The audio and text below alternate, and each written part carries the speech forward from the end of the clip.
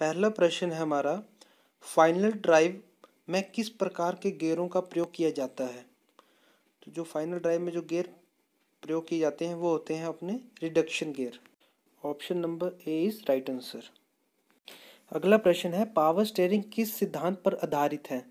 Options हैं pascal नियम, Newton नियम, फैराडे नियम, इनमें से कोई नहीं।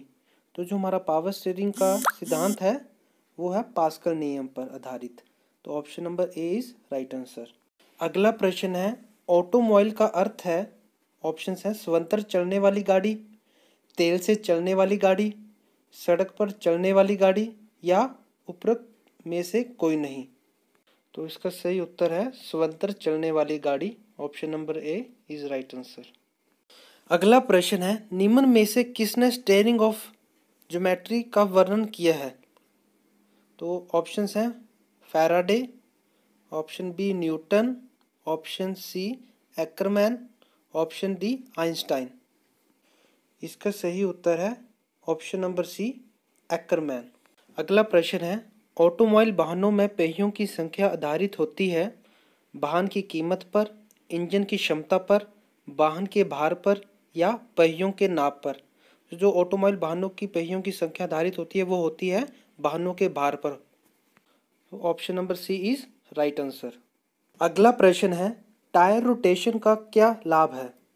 तो ऑप्शंस हैं पहिए तीव्र गति से घूमते हैं, पहिए कम घूमते हैं, पहिए समान रूप से घिसते हैं, उपरोक्त में से कोई नहीं। तो टायर रोटेशन का लाभ ये होता है कि पहिए समान रूप से घिसते हैं। तो option number C is right answer. अगला प्रश्न है, क्लच प्लेट चेक करने के लिए कौन सी गेज का प्रयोग किया जाता है। तो ऑप्शंस हैं filler gauge, depth gauge, dial gauge या कैलिपर का प्रयोग करते हैं। तो जो क्लच प्लेट को चेक करने के लिए गेज का प्रयोग करते हैं वो है dial gauge. Option number C is right answer. अगला प्रश्न है, प्रोपेलर शाफ्ट बनी होती है। ऑप्शंस हैं gun metal, steel pipe, steel की रोड, इनमें से कोई नहीं। तो जो आपकी प्रोपेलर शाफ्ट बनी होती है वो बनी होती है स्टील पाइप की। तो option number B is right answer. अगला प्रश्न है, स्पार्क प्लगों पर कितने वोल्ट का करंट पहुंचता है। ऑप्शन है 1000 वोल्ट, 1500 वोल्ट, 20,000 वोल्ट या 2500 वोल्ट। इसका सही उत्तर है 20,000 volt. Option number C is right answer. अगला प्रश्न है, नॉकिंग का मुख्य कारण निम्न में से क्या है। तो ऑप्शंस हैं पूर्व प्रज्वलन, बाद में जलना, प्रज्वलन न होना, इनमें से कोई नहीं। तो इसका जो राइट आंसर है वो ऑप्शन नंबर डी, इनमें से कोई नहीं। वैसे आपको मैं बता दूं, नॉकिंग ज़्यादा मुख्य कारण वो होता है जैसे जब आपका एयर और फ्यूल का मिश्रण ठीक ना हो, मिश्रण ढंग से नहीं होगा तो आपका फ्यूल अच्छी तरह बर्न नहीं होगा, जिससे नॉकिंग की साउंड आती है। अगला प्रश्न है, एसयू इलेक्ट्रिकल पंप किसके द्वारा चलता है। ऑप्शन हैं क्रैंकशाफ्ट से, इंजन से, बैटरी से या इनमें से कोई नहीं। तो जो आपका एसयू इलेक्ट्रिकल पंप होता है वो आपका बैटरी से चलता है। तो option number C is right answer. अगला प्रश्न है, चोक वाल्व मिश्रण में क्या नियंत्रित करता है। ऑप्शंस हैं पेट्रोल, हवा, ऑप्शन सी ए और बी दोनों, ऑप्शन डी इनमें से कोई नहीं। तो जो चोक वाल्व का मिश्रण में जो नियंत्रित करता है वो करता है सिर्फ हवा। Option number B is right answer. अगला प्रश्न है, ठोस लुब्रिकेंट होते हैं। ऑप्शंस हैं ग्रेफाइट, ग्रीस, गियर ऑयल या ये सभी। तो जो हमारे ठोस लुब्रिकेंट होते हैं वो है graphite. Option number A is right answer. अगला प्रश्न है, कूलिंग सिस्टम का प्रयोग न करने से कौन कौन से दोष आ जाते हैं। ऑप्शंस हैं प्री इग्निशन, डेटोनेशन, नॉकिंग या ये सभी। तो कूलिंग सिस्टम का प्रयोग न करने से ये सभी दोष आ जाते हैं। तो option number D is right answer. अगला प्रश्न है, टीडी से बीडीसी की दूरी होती है। ऑप्शन है 90 डिग्री, 180 डिग्री, 360 डिग्री, इनमें से कोई नहीं। तो जो टीडी से बीडीसी की दूरी होती है वो होती है 180 degree. Option number B is right answer. अगला प्रश्न है, किसी भी गियरों में बिना आवाज़ गियर बदलने के लिए आवश्यक है। ऑप्शंस हैं दोनों गियरों का समान आकार होना, दोनों गियरों की चाल समान न होना, दोनों गियरों की चाल असमान होना, या दोनों गियरों के कटे दांते समान होना। तो option number D is right answer, दोनों गियरों के कटे दांते समान होना। अगला प्रश्न है, स्टब एक्सल के साथ किस प्रकार के बेरिंग लगे होते हैं? ऑप्शंस हैं ball bearing, roller bearing, taper roller bearing, या इनमें से कोई नहीं। तो जो स्टब एक्सल में बेरिंग लगे होते हैं वो होते हैं taper roller bearing. Option number C is right answer. अगला प्रश्न है, व्हील अलाइनमेंट में होते हैं। ऑप्शंस हैं camber angle, caster angle, king pin incline तथा टो इन, उपरोक्त सभी। तो option number D is right answer. अगला प्रश्न है, बैकलैश नापी जाती है। ऑप्शंस है प्रेशर गेज द्वारा, डेप्थ गेज द्वारा, फीलर गेज द्वारा, या डायल गेज द्वारा। तो जो आपकी बैकलैश नापी जाती है वो नापी जाती है प्रेशर गेज द्वारा। तो option number A is right answer. Examiner इस क्वेश्चन में एक और क्वेश्चन डाल सकता है कि डिफरेंशियल बैकलैश कितनी रहनी चाहिए। तो जो डिफरेंशियल में बैकलैश रखी जाती है वो रखी जाती है 5 इंच से 10 इंच तक। अगला प्रश्न है, क्रॉस टाइप जॉइंट में प्रयोग होते हैं।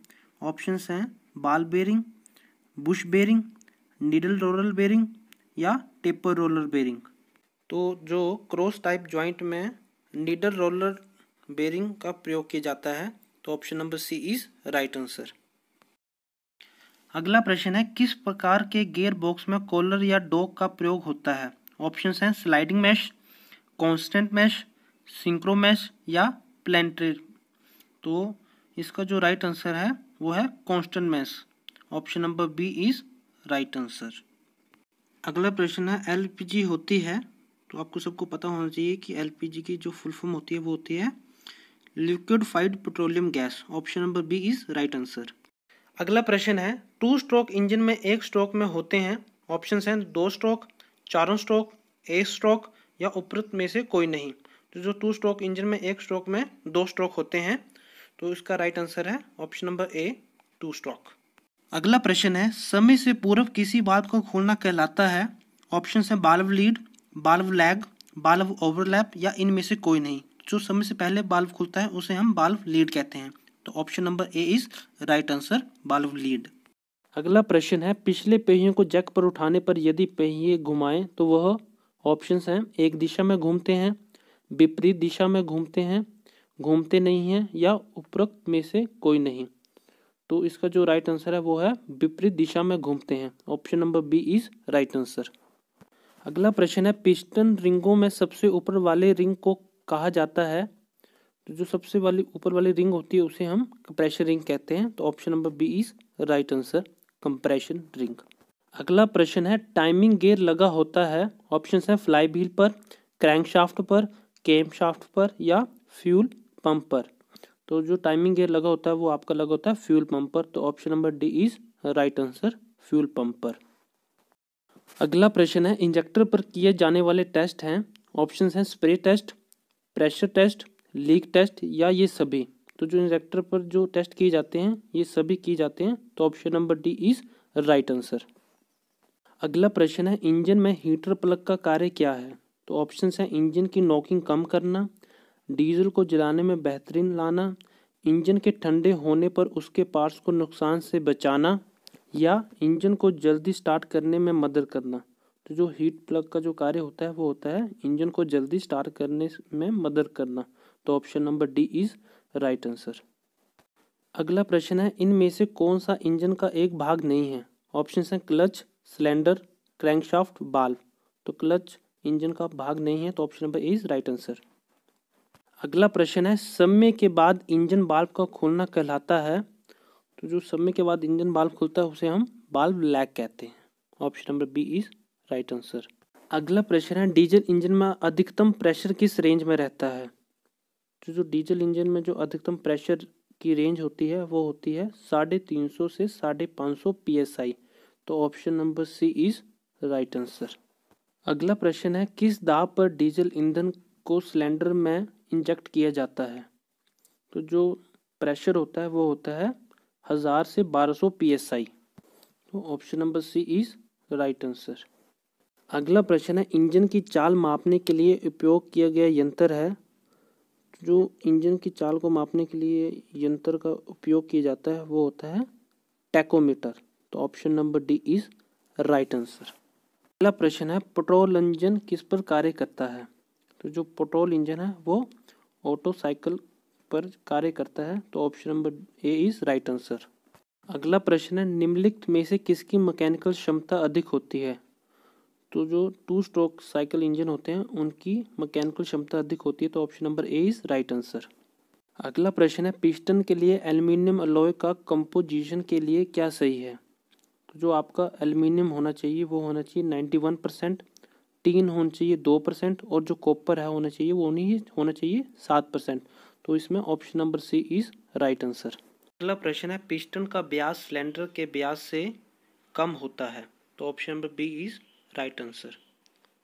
डीजल इंजन में कंप्रेशन के बाद कंबशन चैम्बर का ताप कितना हो जाता है। तो जो ताप हो जाता है वो हो जाता है 600 डिग्री सेल्सियस से 800 degree Celsius. Option number A is right answer. दोस्तों, अगर आपको वीडियो पसंद आई हो तो वीडियो को लाइक, शेयर, कमेंट और अगर आप चैनल पे नए हैं तो चैनल को सब्सक्राइब जरूर करें। धन्यवाद।